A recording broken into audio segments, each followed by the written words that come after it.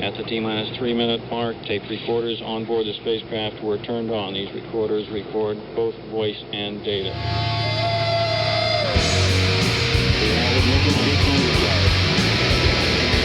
The engine's now building up to 7.7 million pounds of thrust. We have a launch commit, and we have a liftoff. Moving back. The Saturn V lifting off with power. You are listening to Rocket Shop Radio Hour at Big Heavy World. I'm your host, Abby BK, and with us today in the studio, we have Grace Palmer. How's it going? Good. How are you? I'm good. And so the last time that we saw each other was at the Venetian Soda Lounge's singer-songwriter competition, which we were talking a little bit about before we were on air. So what else have you been up to since at least I saw you last, and I'm sure other people maybe listening did too? Yeah. Since then, definitely trying to keep my head down, graduate college. Felt that. Yeah. I think I did a show in Rhode Island. Got some stuff coming up this weekend on Saturday, which will be fun at Dartmouth. And Radio Bean quite a bit, but yeah, just trying to graduate first and then jump into it, Totally. And so you're a part of, obviously doing your solo sets, but you're part of two groups as well here in Burlington. So how frequently are you kind of doing your solo gigs versus doing band gigs? Yeah. What I was saying a bit earlier, so I only got involved with the bands in September, August, September this past year. And that was a totally new experience for me, just because I had always kind of been doing the solo stuff. I grew up in a Christian rock family band, but then since I turned 18, it's kind of just been, me going off and me and my guitar. So in August and September, I really dove into the band work because it was so exciting, whereas I feel like doing solo stuff is a bit more vulnerable. Doing stuff with the band, I just kind of get to play this character on stage of just this super excited, hyping up the crowd type vibes. And it's a lot of really upbeat, exciting music. So I definitely dove mostly into that. And then the past few months, I've kind of been really missing playing my own guitar and doing my own originals. So yeah, it's only been the past few months that I've kind of started to make my way back to the solo stuff. But I try to have a good balance of the two as much as I can. Yeah, totally. And take us through the background of growing up in a musical family and the Christian rock band. I need to know the lore behind all of that. Yeah. Not as exciting as you would think, but definitely as fun. I'm the middle child. Mm-hmm. It's me and my two sisters, and my dad plays guitar, and then me and my other two sisters, we all sing. So it started off when I was probably 8 or 9. We would just go to church every week anyways, and then we started doing a few songs for Christmas or for Easter. And then by the time that I was probably 11 or 12, it was if not a few times a month at the church, then starting to get out and do other church events. We did one political fundraiser once in my town. So yeah, we definitely got out there. It was really fun growing up because it was a great bonding thing for me and my sisters. Saturdays weren't really spent always out in the yard raking leaves. They were down in the basement, just jamming out. So that's always fun. And it's fun to be on stage with people that I trust as much as my family, So it was great. And and I feel like the religious aspect of it, I'm pretty open about this, but I really view Jesus as a social activist type, and so I really think that growing up being involved with that kind of music definitely informed a lot of my beliefs about the world, which I think is only for the better. Yeah, totally. How do you feel that's kind of integrated into maybe your solo songwriting as well? Yeah, I think so. Something that we used to talk a lot about in church growing up was stewardship, and believing that no matter what you believe, no matter who you are, it's always best to try to help as many people as possible. And something that I really found, especially coming to college up in Vermont, was like getting involved with work relating around the climate crisis.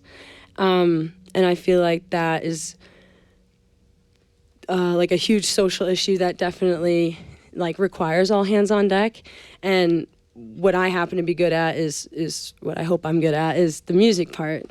So I feel like that's definitely influenced like what I write about, how I try to go about the whole music thing in general.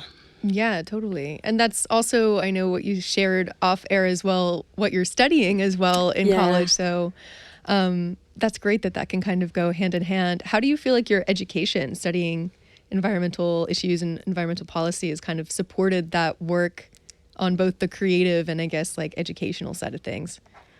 Yeah, I feel like it's taught me, the biggest thing I feel like it's taught me a lot about is the importance of speaking up. Like, I do always kind of get nervous when I talk about these things in a public way, especially since I only talk about it in a public way when I'm doing my solo stuff. Mm-hmm. And so I feel like it taught me the importance of talking about it.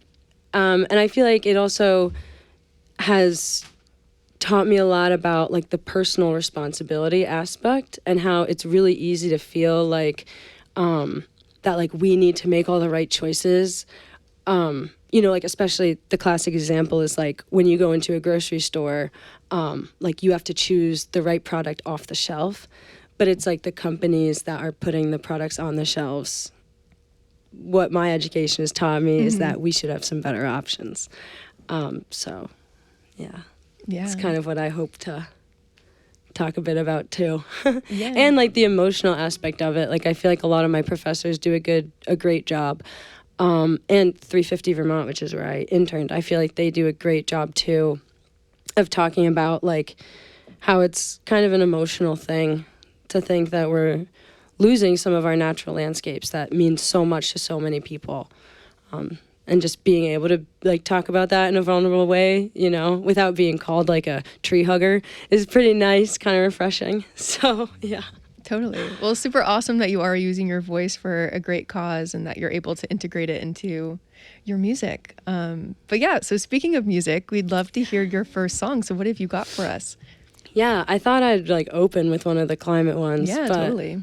A few of the rest are about different stuff. But I was lucky enough to do like a independent study where I interviewed different age groups based on like their thoughts about the climate crisis. And this older couple, we call them like my adopted grandparents, former priest also that, you know, is very close with my family. I interviewed the two of them about their thoughts on what was happening, and it came up in conversation that they feel a lot of personal guilt and that they wanted to get solar panels, but it would take 7 years for them to get a new roof replacement for the solar panels. And the conversation ended with them saying, we feel guilty because we don't know if we have 7 years. So that's kind of where this came about. Sweet.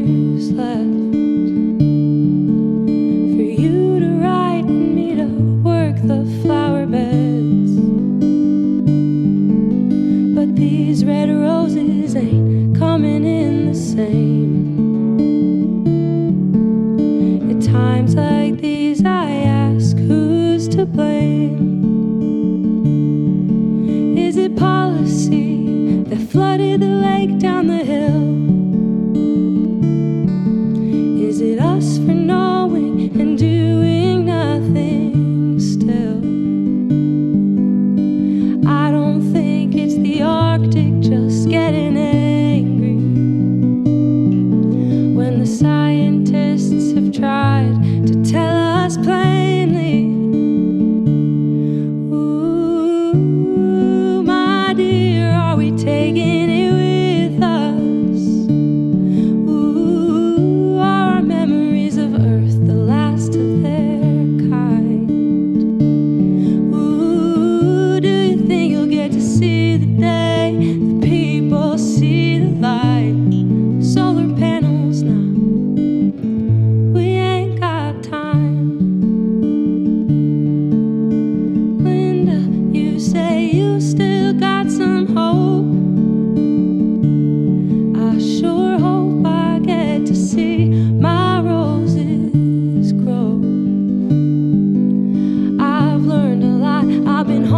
before, but there's a thing or two I know. Every year, chance goes down, so and so. Ooh, my dear, are we taking it with us? Ooh, are our memories of Earth the last of their kind? Ooh, do you think we'll get to see the day the people see the light? Solar panels now, we ain't got time. And Linda, the worst part of this is, in my humble opinion, wasn't even till the 90s I tried to listen. And who knows who was paying who, just so we'd miss it. My dear, are we taking it with us? Ooh, are our memories of Earth the last of their kind?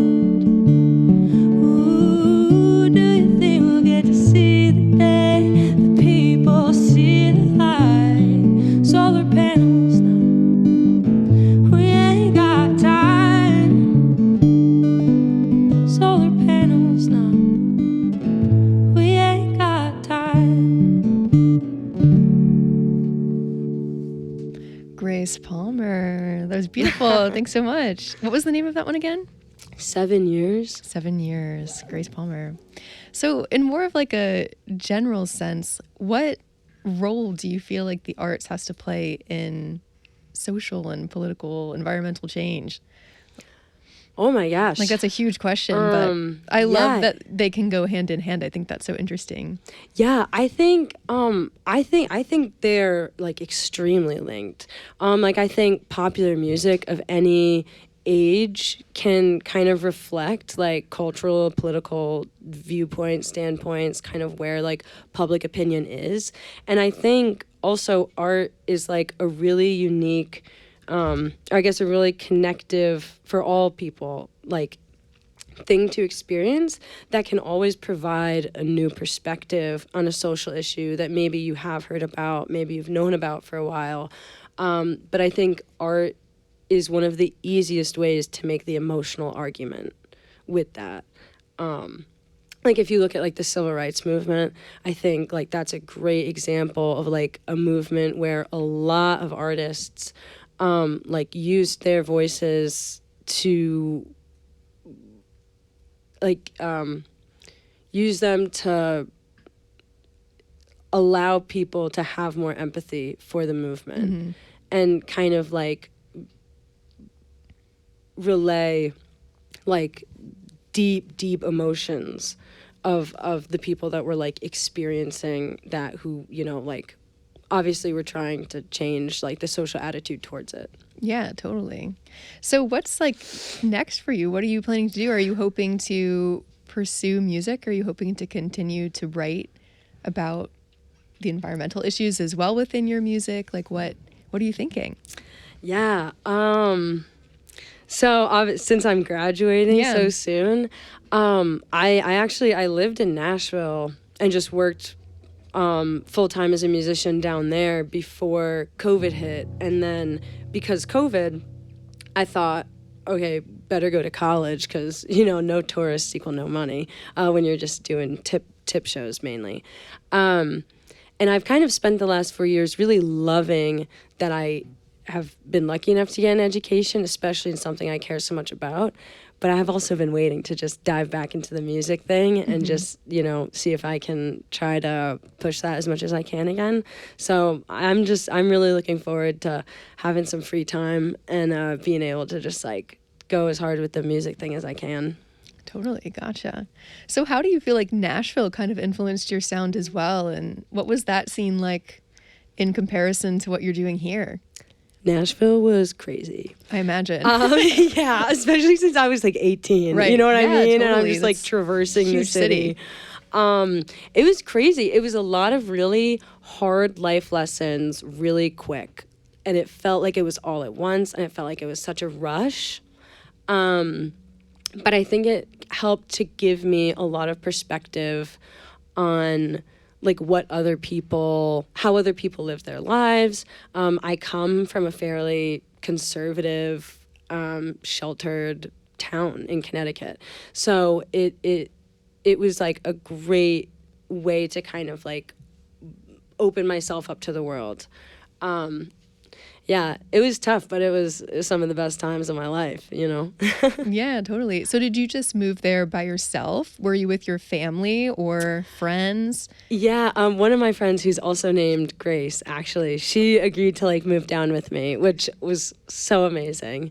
Yeah, it was really brave of her to just take that leap with me. And that made all the difference. Yeah, totally. I mean, it's a huge life change. So, and also so young. So kudos to you for that. Thank you. So, well, we'd love to hear another song. So what do you have for us for your second selection? Yeah, I just wrote this one like not too long ago. It's not a social justice one. It's mainly about like a relationship where there's a lot of back and forth, a lot of push and pull. And even in the moment, sometimes things can feel like they're getting so heated. You know, it's like every time that you leave this person, you still hope that they know that like you don't, even though you don't want to talk to them anymore, you like really do wish them the best, even though you know that they don't think that. Mm-hmm. So I wrote this song kind of as like a, hey, like I really wish you the best, you know, to someone that maybe I won't get the chance to say that to. So. Gotcha. Personal justice. Yeah, personal justice. Personal. I love that. Yeah, for sure. You didn't know that the audience shouted out things in the show sometimes. I'm all about that. I love audience participation. Interactive. Yeah, it makes it more fun. All right, well, go ahead.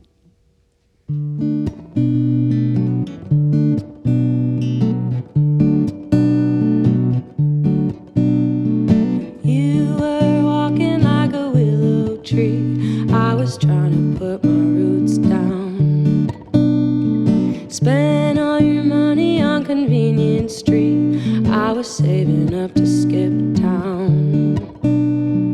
Catch up coffee. Has it been a month? I swear I saw you at the party on Union Southside. Cold days catch up. You say I've been tripping by the 28th. The party's moved inside, small size. But you like that, right? Your eyes angry, saying years have changed me, telling me I'll win a race that you won't run. Are you happy? Well, fuck me just for asking. I must be laughing at how you moved on. And I guess I'm doing better than ever, still singing the same damn song. But I don't wish you wrong.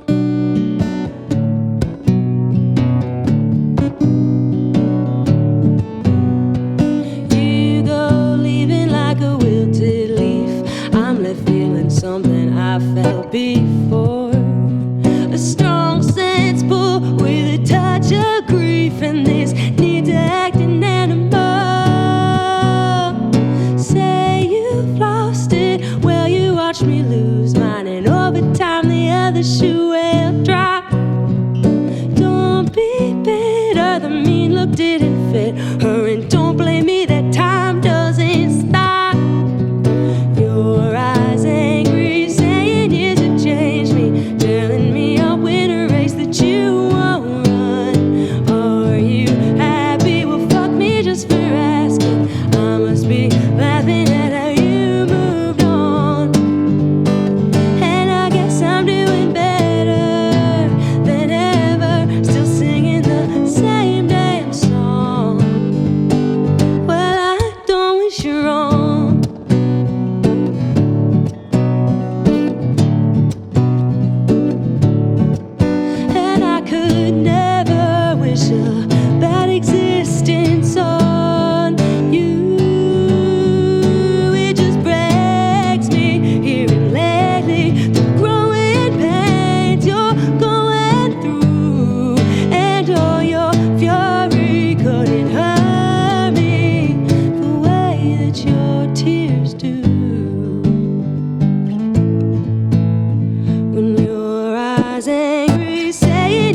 change me, telling me I'll win a race that you won't run. Are you happy? Well, fuck me just for asking. I must be laughing at how you moved on.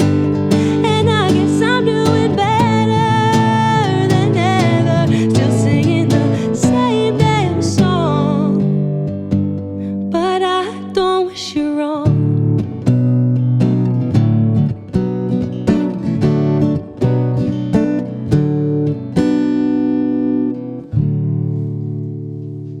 Bummer. So I would love to learn a little bit more about, you released an album in 2021, I'll Be Somebody.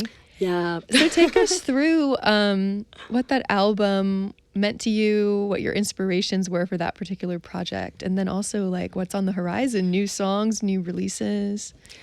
Yeah.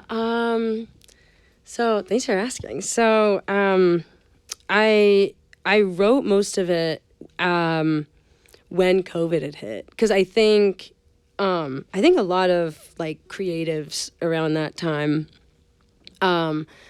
especially like art forms that happen in front of people, it was kind of hard to have to pause and really reflect. And so I just ended up writing a lot more than I ever had. And a friend of mine, Dan Crockmell, who is a fabulous musician himself, him and his wife, Serena, had a cabin in the Delaware forest that had a recording studio, and I think I reached out and I said, hey, could I come record something? And he said, I need something for my portfolio, so totally come up. And yeah, I just spent a few days with him and Serena, and it was really awesome. They're awesome people, super friendly, super fun to be around. And he's a really talented producer, so it was a totally new experience for me. And he definitely pushed me a lot to come up with stuff that worked. And then I had the tracks and I didn't release them for like almost a year, because I just felt like something wasn't something was missing. And then one of the tracks I recorded like in a dorm room closet, like on like a cheapest mic you can buy, and it was the what is it? It's the it's like the fast upbeat one. I'm like blanking on the name of it right now. That's crazy. But yeah. So that I got that one added to it, and then the I'll Be Somebody song was just a voice memo that I took in the summer of 2021. And then after I had that voice memo, I was like, oh, word, like it's good. We're good to put this out now. Very cool. So in terms of the ones that you recorded kind of on your own, did you do the production yourself for those too? Like, what was kind of your process with like the putting them out into the world for the ones that like weren't in a studio space? Yeah. This guy Elliot Ryan, who's a great producer, also a skier. He did the first one that I'm thinking of, and then the second, the voice memo. I mean, it really is just an untouched voice memo. Wow. So I love that. Yeah, very no production, authentic like vibes. Yes. Very real. So what is your typical songwriting process? Like, what does that look like for you? How do songs come to you, and how frequently? I feel like it definitely depends, like how much is going on in my personal life. Like I find that the more stressed I am, the more songs I'm writing, which is kind of like a dope, but yeah. I think usually I think of a small melody or like a rhyme that I really like, or just a general idea, and then I'll just try to shape whatever I'm doing around that one idea. Oftentimes there's like 3 or 4 versions of the same, like songs that are extremely similar that like lead up to one that I really enjoy. Gotcha. Yeah, like a lot of songs have the exact same theme, exact same progression, and then out of like the 4, it's like different rough draft ideas. But yeah, how frequently do you feel like you're kind of like writing something down, or even just like an idea, maybe not even like a fully fleshed out song. Oh, I mean, all the time. If you are someone in my life, you will see me all the time, just like record, like taking little voice memos, like in the middle, you know, or like in class, if I have an idea, I'll just jot it down on the side of paper. How much of those turn into songs that are like decent? I don't know. Probably like 15% of the time, you know, like super small percentage of those make it out into in front of people. But yeah, definitely always little bits of paper everywhere around my room with just little scribbles and a million voice memos. Totally. Yeah, it takes up a lot of storage on the phone, I'll say that. Yeah. And then going through and deleting. I'm like, but what if I use this 30-second run that I took on the car ride to, you know? Yes. So are you hoping to release new music soon? Do you have like an idea for your next project? Yeah, there's one song that I actually do with the bands. It's like the only original they'd like to do. And it's actually just like kind of a goofy song about getting too drunk. And if you've ever seen me sing, then that's probably the song that you've seen me do. That's the one that I did the Venetian. I do remember it. Yes, I love that one. Yeah, so if I'm going to release a song next, I feel like that one would be a good one because it is a bit more fun and lighthearted than the rest of my stuff. So totally, I think it's a good balance. Yeah. So how does that work with your bands? Have you tried to bring some of your own music to them as well, but you just tend to want to do more of the cover thing with them? Yeah. So Small Talk definitely gravitates more towards covers. Mm-hmm. And then they do quite a few originals, but they're all instrumental. Okay. And then I haven't found, there's nothing that I've written that I've specifically thought like, oh, like we have to do this. Just because we usually do more pop disco with Small Talk. Mm-hmm. Excuse me. And then Lazy Bird is usually a lot more like funk, jazz, fusion. Which is definitely a little outside my comfort of writing. I'm trying to get more into it. But yeah, I feel like a lot of my writing tends to lean towards folk pop, which I'd love to bring into those bands, but it's not always the aesthetic. Maybe in the future, though. The guys are all super friendly, and they're super open to doing a lot more originals with like me getting involved on the writing. Mm-hmm. So hopefully within the next few months, that is something that'll be happening a bit more. Very cool. Well, that's exciting. So on your own front, like what, do you have like a concept for like a new project on your solo gig that you're trying to start recording, or I don't know, creating the big idea for? Yeah. It's not exactly a mapped out concept, I would say, but I would love to start having a lot more like fun, kind of laid back, or like brighter elements to a lot of the music that I do.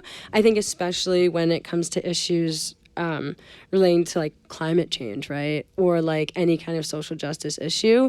I think it's easy to assume that all of that music needs to be like heartbreak, you know, or like real sad. But there's a lot of music that touches on those issues that is like really empowering and really fast and maybe angry. Or the beauty of the song is that the words are really really intense, but the music behind it is really upbeat, and like there's the meaning between that conversation. Mm-hmm. So yeah, like I would love to bring in a bit more like fun to my own personal music. That's definitely like something I've learned from working with the bands, is the importance of like sometimes you just need dance, you know? And what better way to use dance as a release than like for songs that are about, you know, like things that get us really riled up and like, you know, issues that excite us. So Totally.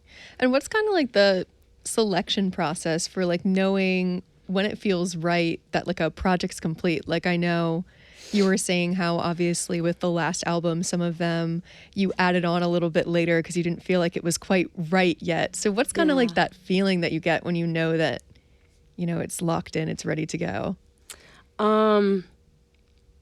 I think it's like in my case, like as soon as I become impatient about something, like as soon as the feeling of like waiting is over.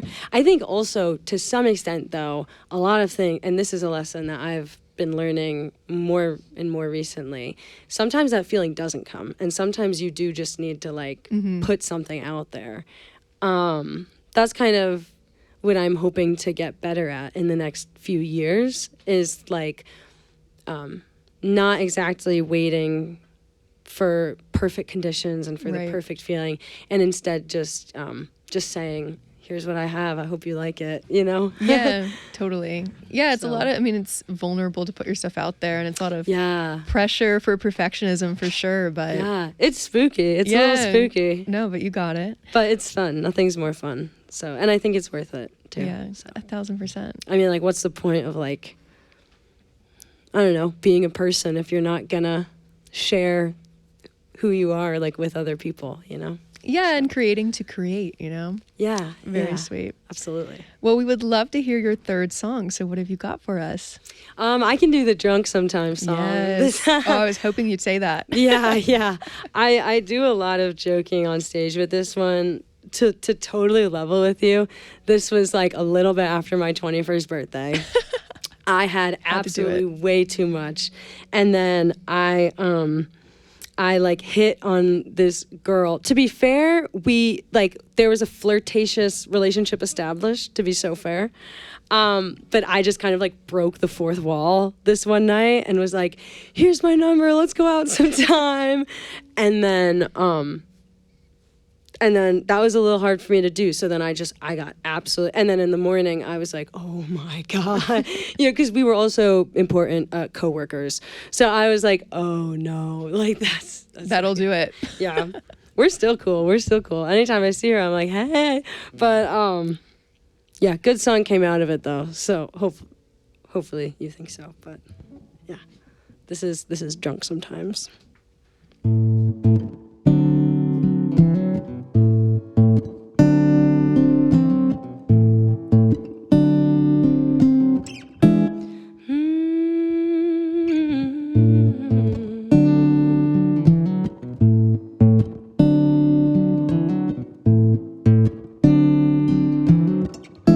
Sorry if I get drunk sometimes. I use my stupidest lines. Yeah, I'm too forward at night when I've been drinking. But please take this personally. See you awake something in me. And with the liquor I get just the right clarity to stop thinking. Yeah, I wish I remember what I said. But what's another way to say I think you should sleep in my bed? I get drunk sometimes. I get drunk sometimes. Sorry if I get drunk sometimes. Get more gone by salt and lime. Don't see sense in wasting time. Just being honest, but don't wanna overstep. Say something I'll regret. I've got no bad intent. You're good, baby, I promise. Yeah, I wish I remember what I said. But how do I say you might be the finest woman I've ever met? I get drunk sometimes. I get drunk sometimes. Sorry if I get drunk sometimes. I let shit slip my mind, yeah. I don't always get it right when I've had a whiskey, but this feeling can electrify. Even a simple touch of our thighs. Did I tell you you look too damn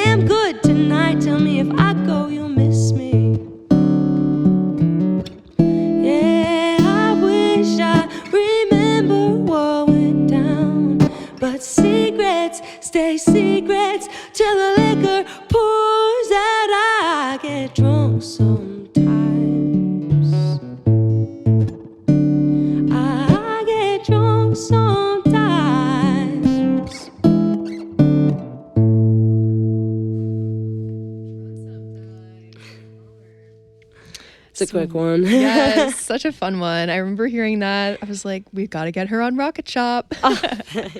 So what's like your biggest kind of goal for yourself in the next year? Like what do you hope to do? What are your main dreams and wishes? Yeah. Because I'm about to graduate, the goal right now is definitely like make it through the next year. You know what I mean? I like to think that I'm like really flexible. I'm really open to whatever's coming my way. I think I have like a pretty hopeful, good attitude about it. You know, I'm just ready to dive in and just like see what comes of the next year. So I'd say like this time next year, the most idealistic goal I can have is have as most of my income as possible come from music. That's why I want to do music full time. Like, you know, I don't need to be the next Ariana Grande, you know. I just hope one day I can have most of my money come from doing the thing I love. I think that'd be really lucky if I could have that. So that's like the life goal, you know. If I can get it in 1 year, though, who knows what the next one is? I mean, check Heck that, yeah. you know? I love it. So at the end of the show, we also always allow our guests, you've got to promote yourself. So where can we see you? Tell us how we can follow you and best support you. What are your upcoming gigs? Stuff like that. Okay. My Instagram is grace.palmer.music. And on Spotify or Apple Music, it's all Grace Palmer. Let me think, upcoming shows. I've got a Dartmouth, if you're in New Hampshire at all. I'll be at Dartmouth on Saturday.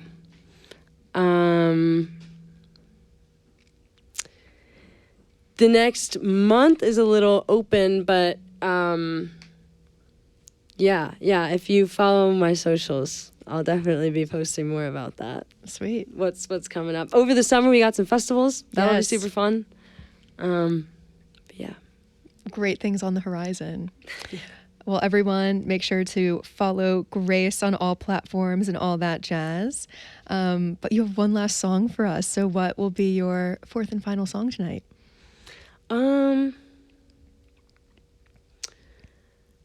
I was thinking I could do one that I've released. Yeah. I haven't played this song in forever, but I really it's a more of like a fun one for me to play, and it was one of the first songs that I ever wrote. It's about like drug use. I don't know if anyone's ever struggled with that. It's not super fun. And so it's about drug use. And I think a lot of the silent side of addiction issues that people talk about. But I think this applies to a lot of other issues too, like any kind of hardship that you're going through and just feeling like it's like a really behind the doors type of issue or type of struggle. And then just kind of like, I think the song's about kind of coming to terms with that on your own through asking some pretty hard questions. So, yeah. Awesome. This is called Jupiter.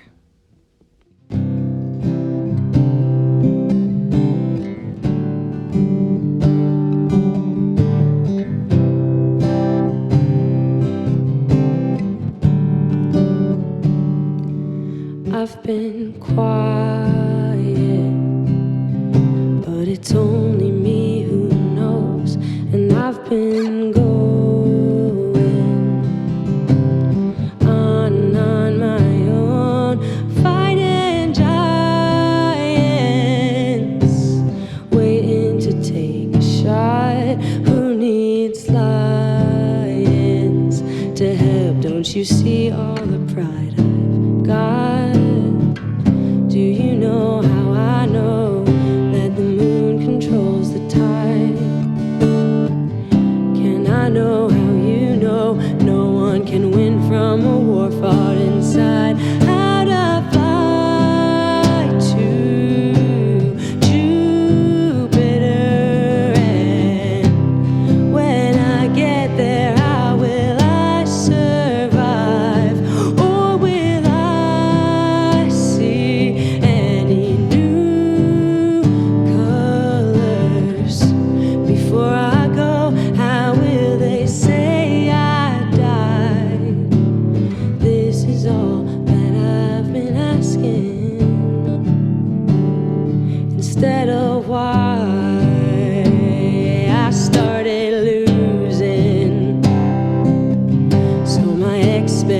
nations fell, at first my choosing. Then what was fine became a hill, and now there's mountains, and I have no idea where to start, some idea how it happened. Could it really be so hard? Do you watch what I see? Has it haunted you the same?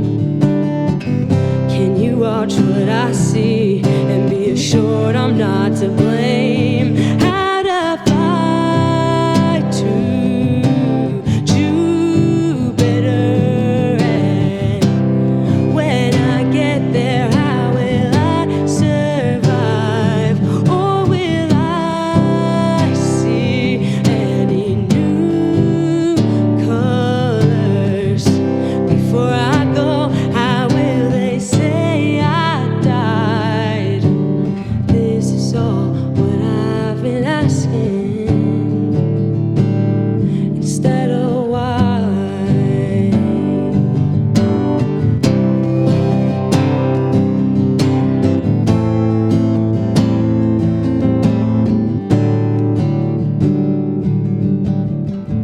As I'm standing here, nothing bad can come near. I have nothing to fear. There's no voices to hear. This is where I'll take back control. I'll break. It's about damn time. Redemption kind's the kind I make. How to fly to Jupiter, and when I get there, how will I survive? Or will I see any new colors before I go? How will they say I died? This is all what I've been asking. This is all what I've been asking, instead of why.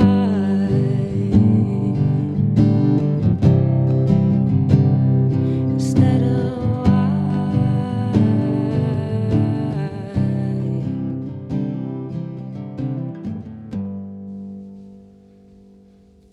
Jupiter by Grace Palmer. Well, Grace, thank you so much for coming on the show. Thank you so much for reaching out to me, Abby BK. Yes, you're welcome. And I mean, make sure to come back whenever you have your next project underway. We'd love to have you back. Yeah, of course. But as for now, this has been Rocket Shop Radio Hour. I'm your host, Abby BK. Next week, we have Luminous Crush on Rocket Shop, so make sure to tune in next Wednesday as well. But thank you all so much for listening, and have a wonderful night. We'll see you next time. Woo! Thanks, guys.